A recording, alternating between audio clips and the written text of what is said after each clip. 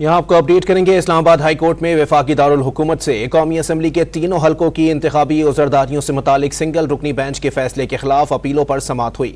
अदालत ने NA 47 से उम्मीदवार शोएब शाहीन से इस्तफसार किया कि क्या आपके पास इस वक्त असल फॉर्म 45 मौजूद है, जिस पर शोएब शाहीन ने कहा कि असल फॉर्म 45 छुपा कर रखे हैं क्योंकि उनके छिन जाने का खदशा है। मजीद जानते हैं डॉन न्यूज़ के नुमाइंदे उमर मेहताब बढ़नी से। जी उमर, समाअत के हवाले से आगाह कीजिएगा।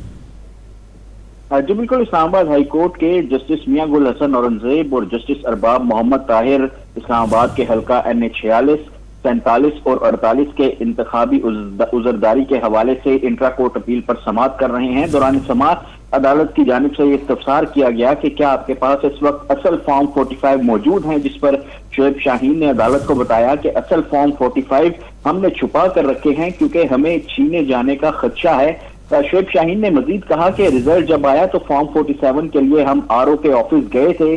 अदालत की जानिब से कहा गया कि इलेक्शन एक्ट के किस सेक्शन के तहत फॉर्म 45 और 47 जारी किए जाते हैं, जिस पर शोएब शाहीन की जानिब से बताया गया कि इलेक्शन एक्ट के सेक्शन 90, शेख 10 और 13 के तहत फॉर्म्स का इजरा किया जाता है।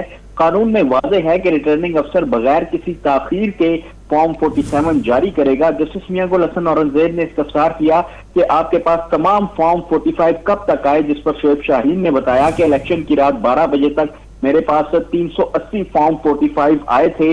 मैं RO के दफ्तर गया तो मेरे फॉर्म तारिक फजल चौधरी के खाते में डाल रहे थे और उनके मेरे खाते में डाल रहे थे।